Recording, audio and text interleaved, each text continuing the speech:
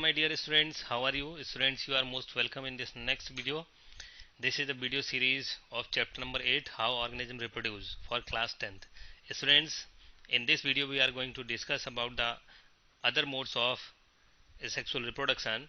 We have discussed in earlier videos. I made two parts of asexual reproduction, in which I have discussed about the fission, multiple fission, binary fission, and fragmentation, regeneration, budding, etc.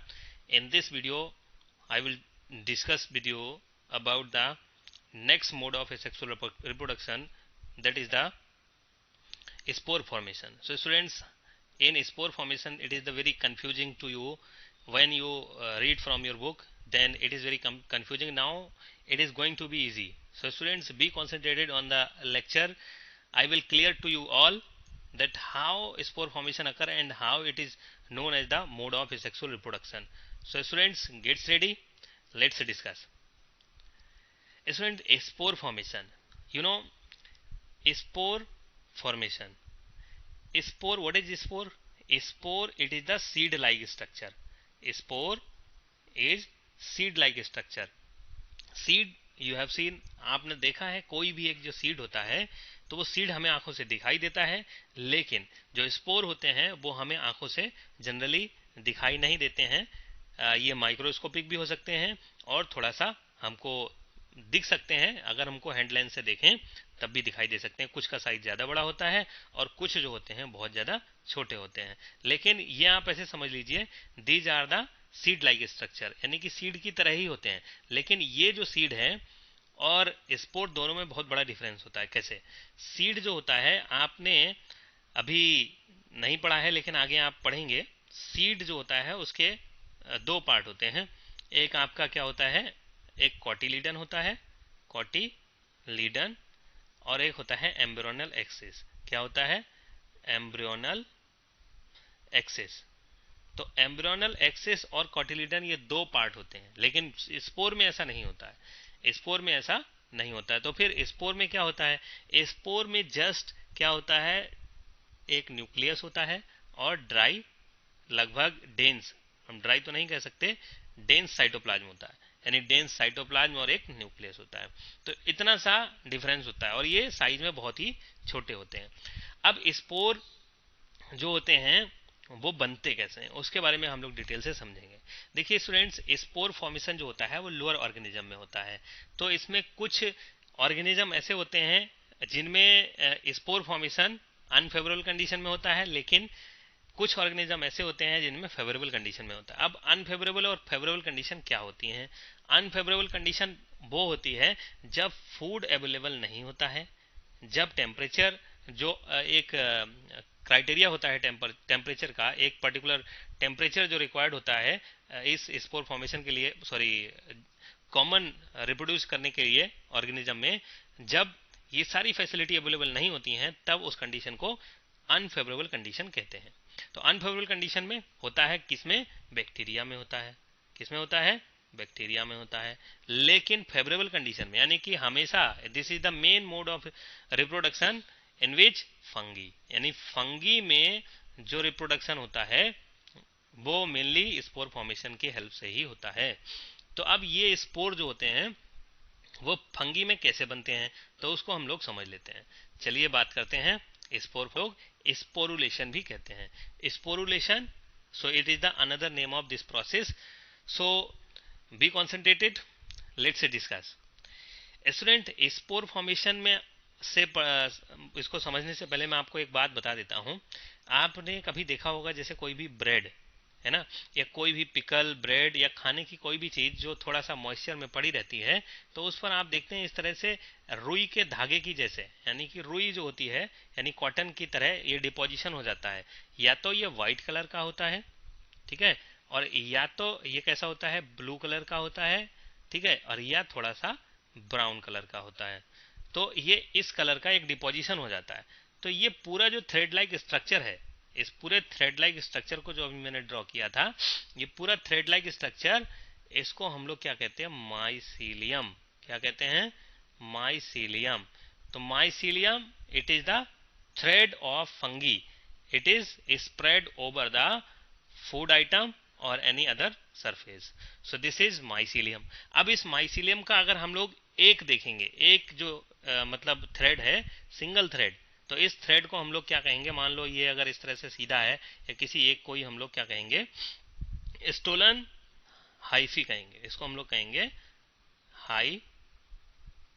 Haifa, Haifa या hyphae कहेंगे। ठीक है, आप देख सकते हैं यहाँ पर, ये देखिए हाइफा या हाइफी। ठीक है, और यहाँ से इस तरह से रूट लाइक स्ट्रक्चर जो निकली हैं उसको हम लोग क्या कहते हैं, राइजोइड्स। इसमें रूट नहीं होती हैं, रूट लाइक स्ट्रक्चर जो होती हैं उसको राइजोइड कहते हैं, जिसकी हेल्प से ये चिपके रहते हैं किसी सरफेस से। तो यही हाइफी जो होता है, अब यहाँ पर देखिए कहानी शुरू होती है स्पोर फॉर्मेशन की। तो अब यही हाइफी जो होता है, इसी हाइफी से फॉर्मेशन शुरू हो जाता है स्पोर का। कैसे, यही कोई एक हाइफी जो होता है वो एक सीधा हो जाता है, इरेक्ट हो जाता है। आप देख रहे हैं इस तरह से ये कई हाइफी सीधे मतलब एरियल हो गए, एयर के कांटेक्ट में ज्यादा आ गए, सीधे खड़े हो गए, तो इसको हम लोग क्या कहते हैं, स्पोरेंजियोफोर। क्या कहते हैं, स्पोरेंजियोफोर, लिखा भी है स्पोरेंजियोफोर। तो स्पोरेंजियोफोर जो होता है उसको हम लोग कहने लगते हैं। अब इस स्पोरेंजियोफोर का जो सबसे टर्मिनल एंड होता है, सबसे एंडिंग पोर्शन जो होता है, वो एंडिंग पोर्शन इस तरह से थोड़ा सा आप देख सकते हैं कि एंडिंग पोर्शन थोड़ा सा फूल जाता है इस तरह से, अब स्वेलअप हो जाता है। अब ये फंगी तो मल्टी सेलुलर है ना, क्योंकि ईस्ट यूनिसेलुलर होता है, ये मल्टी सेलुलर फंगी है। तो यहाँ पर जो न्यूक्लियस थे, वो न्यूक्लियस यहाँ पर इसमें रहते हैं। तो अब ये न्यूक्लियस क्या करते हैं, ये डिवाइड करते हैं और बहुत सारे न्यूक्लियस का फॉर्मेशन करते हैं इस तरह से। तो अब देखिए ध्यान से कि यहाँ पर बहुत सारे न्यूक्लियस बनने लग गए। तो आप यहाँ पर देखिए, ये जो देख रहे हैं ना, इसका जो टर्मिनल एंड है वो फूल गया है, और उस फूले हुए भाग में जो बहुत छोटे छोटे आप लोग देख रहे हैं न्यूक्लियस बनने लग गए। अब इन न्यूक्लियस के चारों तरफ क्या होता है, इस साइटोप्लाज्म का डिपोजिशन हो जाता है, यानी साइटोप्लाज्म जो होता है वो इस तरह से डिपॉजिट हो जाता है इनके चारों ओर। तो ये साइटोप्लाज्म डिपॉजिट होने की वजह से इनको हम लोग अब क्या कहने लगते हैं, स्पोर। क्या कहने लगते हैं, स्पोर। तो अब ये जो स्पोर हैं, आप समझ गए होंगे, इनको स्पोर कहते हैं। तो स्पोर बनते कहाँ हैं, यानी इस जो फूले हुए भाग के अंदर बन रहे हैं, तो इसको हम लोग क्या कहते हैं, स्पोरेंजियम। स्पोरेंजियम यानी कि एंजियम टर्म अगर कहीं पर आएगा स्टूडेंट, तो उस एंजियम का मतलब होता है सैक लाइक स्ट्रक्चर और एक पाउच लाइक स्ट्रक्चर। ठीक है, तो इस एंजियम का मतलब होता है सैक या पाउच लाइक स्ट्रक्चर। तो इस पाउच लाइक स्ट्रक्चर में क्या बन रहा है, स्पोर, इसीलिए इस एंजियम को क्या कहते हैं, स्पोरेंजियम। समझ गए ना, तो स्पोरेंजियम इसको हम लोग कहते हैं। अब इस स्पोरेंजियम के अंदर बन के आ रहे हैं स्पोर। ठीक है, और इन स्पोर का जब मैच्योरेशन हो जाता है, जब ये मैच्योर हो जाते हैं, तो अब इस मैच्योरेशन में देखिए, आप देखिए एंडिंग पोर्शन, आपने कभी अगर कुछ भी, अगर जैसे अगर मैं आपको एक एग्जांपल दूं, तो आपने खाया हो, सपोज कोई लीची खाई है, या फिर आपने कुछ दूसरा कोई फ्रूट खाया हो, तो जो उसका डंठल होता है, तो उस डंठल का ऊपर वाला हिस्सा जो होता है वो थोड़ा सा उसके अंदर धसा रहता है फ्रूट के अंदर। तो इसी तरह से आप देख रहे हैं जो स्पोरेंजियोफोर है, स्पोरेंजियोफोर का जो आगे वाला हिस्सा थोड़ा सा वो इस स्पोरेंजिया के अंदर है, तो इसको हम लोग कहते हैं कॉल्यूमेला। कॉल्यूमेला ये इसके अंदर होता है, यानी कि जब ये मैच्योर हो जाते हैं स्पोर इसके अंदर, तो कॉल्यूमेला क्या करता है, यहाँ से वाटर के एब्जॉर्प्शन करता है, और वाटर को एब्जॉर्ब करने के बाद साइज इसका बढ़ जाता है। जब साइज बढ़ता है, साइज में जब बढ़ेगा, और तो स्पोरेंजिया, जो स्पोरेंजियम की दीवार है, वॉल है, उसको हम लोग कहते हैं स्पोरेंजियल वॉल। तो स्पोरेंजियल वॉल पर प्रेशर पड़ेगा, वो फाइनली फट जाएगी, और जब फट जाएगी तो फिर स्पोर बिखर जाएंगे, और ये स्पोर हवा में उड़ने लग जाएंगे, और जहां पर ये पहुंचेंगे, और वहां पर अगर मॉइस्चर हुआ, तो उस मॉइस्चर पर गिरते ही फिर देखिए आप आगे का प्रोसीजर क्या होता है। ये जहां पर मॉइस्चर इनको मिलता है, तो वहां पर मॉइस्चर मिलते ही क्या करने लगते हैं, ये जर्मिनेट करने लगते हैं। तो आप देख रहे हैं जर्मिनेटिंग स्पोर, तो जर्मिनेट करने के बाद फिर नया माइसीलियम बना देते हैं। नया माइसीलियम, फिर वही प्रोसेस शुरू हो जाएगा, एक माइसीलियम का एक जो थ्रेड है वो स्ट्रक्चर वो इरेक्ट हो जाएगा, और स्पोरेंजिया फोर का फॉर्मेशन करेगा, स्पोरेंजिया बनेगा, स्पोर का फॉर्मेशन होगा, फिर से स्पोर जब रिलीज हो जाएंगे, इसी तरह से ये प्रोसीजर चलता रहता है। इसीलिए हम इसको क्या कहते हैं, स्पोरुलेशन या spore formation, and that is why it is included in the asexual reproduction as a mode of asexual reproduction. समझ गए ना आप। तो ये है आपका स्पोर फॉर्मेशन। अब ये स्पोर जो होते हैं वो हम लोग को बहुत सारी बीमारियां भी फैलाते हैं, जैसे हम लोगों को कभी जो एलर्जी हो जाती है, जो हम लोग को आप देखते हैं ना रिंग वर्म हो जाता है, इस तरह से बहुत सारे लोगों को जो होती है छींकें आने लगती हैं। तो ये स्पोर हम लोग को छोटी मोटी डिजीज भी कॉज करते हैं। तो आप जानते हैं जब ये जर्मिनेट कर जाते हैं तो खाने की चीज़ें खराब कर देते हैं। तो ये था स्पोर फॉर्मेशन के बारे में। चलिए स्टूडेंट्स आगे बढ़ते हैं हम लोग अब और डिस्कस करते हैं कुछ और। तो देखिए आप समझ सकते हैं अब यहाँ पर जो हमने स्पोर फॉर्मेशन पढ़ा है, तो उस स्पोर फॉर्मेशन में आपको क्या क्लियर हुआ, ठीक है, उसके बारे में बात करते हैं। तो देखिए स्पोर फॉर्मेशन जो अभी हम लोगों ने पढ़ा, तो उस स्पोर फॉर्मेशन और मल्टीपल फिजन दोनों में, अगर आपको स्पोर फॉर्मेशन मल्टीपल फिजन दोनों समझ में आया है तो आप इनको डिफरेंस इनके बीच में कर सकते हैं। मल्टीपल फिजन आप लोग जानते हैं, मल्टीपल फिजन में भी बहुत सारे क्या बनते हैं, छोटे छोटे न्यूक्लियस बनते हैं और न्यूक्लियस के चारों तरफ साइटोप्लाज्म डिपॉजिट हो जाता है और फाइनली क्या बन जाते हैं, बहुत सारे अमीबा बन जाते हैं, है ना। ये आप लोगों ने अमीबा मल्टीपल फिजन में पढ़ा था, लेकिन स्पोर फॉर्मेशन में भी ऐसा ही होता है। तो दोनों को अलग अलग क्यों नाम दिया गया है, दोनों को अलग अलग क्यों पढ़ रहे हैं हम लोग, तो उसको हमें समझना जरूरी है। तो अब बात करते हैं, देखिए मल्टीपल फिजन जो होता है, मल्टीपल फिजन कब होता है, अनफेवरेबल कंडीशन में। कौन सी कंडीशन में, अनफेवरेबल कंडीशन में। और ये हमेशा कहाँ होता है इस मल्टीपल फिजन, यूनिसेलुलर ऑर्गेनिज्म में। बस ये आप समझ लीजिए, क्योंकि अभी जो हमने फंगी पढ़ा था वो राइजोपस था, राइजोपस जिसको हम कॉमन ब्रेड मोल्ड बोलते हैं। तो ब्रेड मोल्ड कैसा है, मल्टी सेलुलर ऑर्गेनिज्म है। तो मल्टी सेलुलर ऑर्गेनिज्म में क्या होता है, स्पोर फॉर्मेशन। और मल्टीपल फिजन कहाँ होता है, ये होता है आपका यूनिसेलुलर ऑर्गेनिज्म में। In multiple fission outer covering is in which new organisms are form called cyst. यानी कि अभी जो हम लोग देख रहे थे कि जो आउटर मोस्ट कवरिंग थी जिसके अंदर सैक लाइक स्ट्रक्चर, इसको स्पोरेंजिया बोल रहे थे, आउटर मोस्ट कवरिंग को स्पोरेंजियल वॉल कहते हैं, स्पोरेंजियल वॉल। लेकिन इसी कवरिंग को जब मल्टीपल फिजन में हम लोग देखते हैं तो उसको हम लोग क्या कहते हैं, सिस्ट। क्या कहते हैं, सिस्ट। बहुत अच्छे से समझ लीजिए, इसको हम लोग फिर क्या कहते हैं, सिस्ट कहते हैं। तो अब ये दोनों में डिफरेंस हो गया, यानी कि यहाँ स्पोरेंजियल वॉल और वहां पर सिस्ट, यानी स्पोरेंजिया और सिस्ट के अंदर यहाँ पर स्पोर बनेंगे स्पोरेंजिया के अंदर, और मल्टीपल फिजन में नए इंडिविजुअल बनेंगे कहाँ पर, सिस्ट के अंदर। It occurs in both condition, favourable and unfavourable, यानी फेवरेबल और अनफेवरेबल कंडीशन दोनों में होता है ये, ठीक है। कहाँ पर आपने पढ़ा था, प्लाज्मोडियम में फेवरेबल कंडीशन में होता है और अमीबा में अनफेवरेबल कंडीशन में होता है।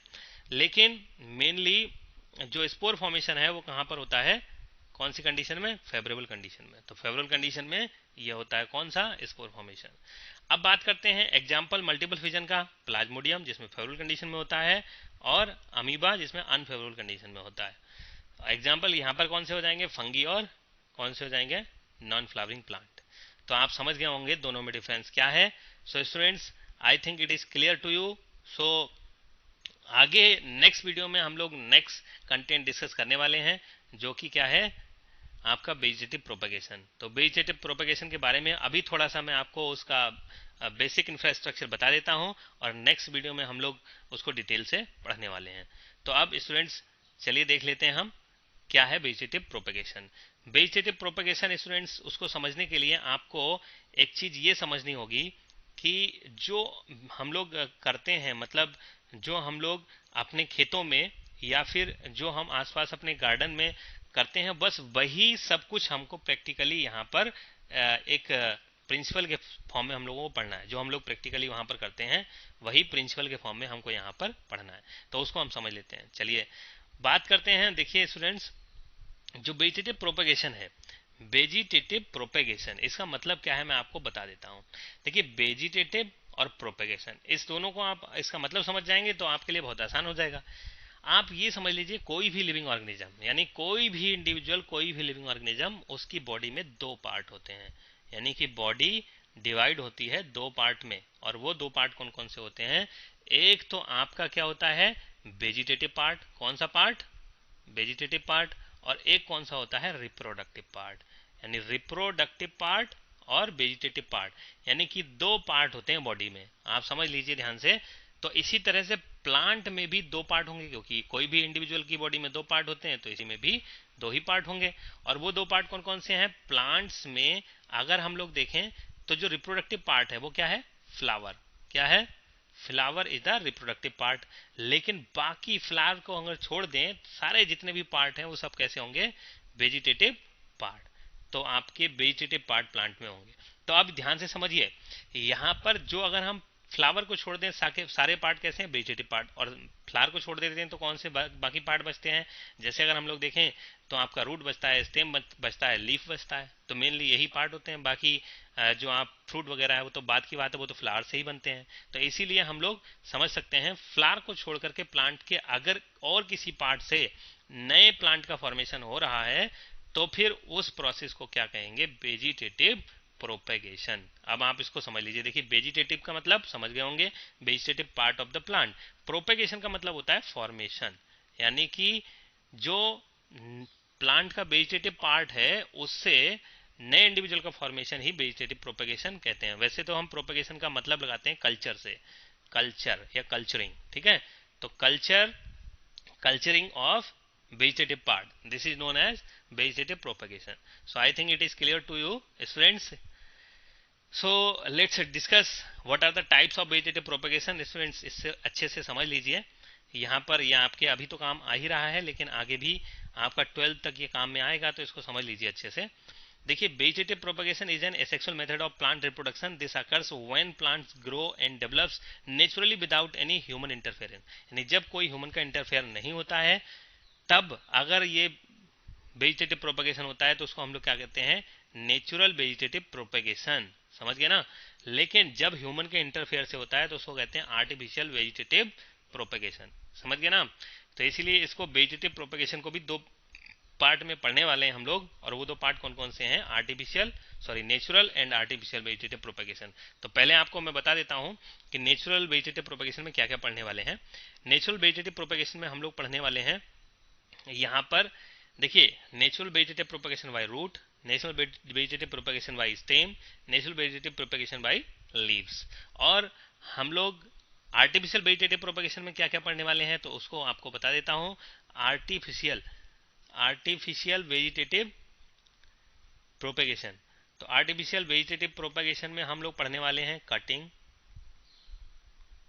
कटिंग, दूसरा पढ़ने वाले हैं लेयरिंग, तीसरा पढ़ने वाले हैं हम लोग इसमें कटिंग हो गया, लेयरिंग हो गया, फिर उसके बाद हम लोग ग्राफ्टिंग भी पढ़ सकते हैं इसमें, फिर उसके बाद हम लोग पढ़ने वाले हैं इसमें tissue culture. Next tissue culture. So अब चिंता मत करिए, आप इसको बहुत डिटेल से नेक्स्ट वीडियो में पढ़ने वाले हैं। बस आपको जनरली मैं बता रहा हूँ एक, जिससे कि आपका माइंड प्रिपेयर हो जाए कि हमको क्या पढ़ने वाले हैं। सो स्टूडेंट्स, आप समझ पा रहे होंगे ये सब वेजिटेटिव प्रोपेगेशन में हमको पढ़ना है। तो अब इसको आप समझ गए हैं। अब आपको मैं बता दूं कि देखिए, ये पोर्शन जो हमारा पूरा, जब वेजिटेटिव प्रोपेगेशन खत्म हो जाएगा उसके बाद एसेक्सुअल रिप्रोडक्शन खत्म हो जाएगा, फिर उसके बाद नेक्स्ट हम सेक्सुअल रिप्रोडक्शन के बारे में बात करेंगे। तो स्टूडेंट्स, ये काफ़ी अच्छा है, आपको काफ़ी इन्फॉर्मेटिव भी है। तो आपको अगर ये वीडियो अच्छी लग रही है तो आप इसको कमेंट बॉक्स में ज़रूर लिखिए, और अगर आपको कोई भी इम्प्रूवमेंट अगर लगता है, कुछ आपको सजेशन देना है, तब भी आप मुझे पर्सनल व्हाट्सएप नंबर पर मैसेज कर सकते हैं या फिर कमेंट बॉक्स में लिख सकते हैं। और साथ ही साथ आपको अगर ये वीडियो वाकई आपको इन्फॉर्मेटिव लगा तो आप इसको अपने फ्रेंड्स के साथ शेयर कीजिए और सब्सक्राइब जरूर कीजिए। Thank you very much.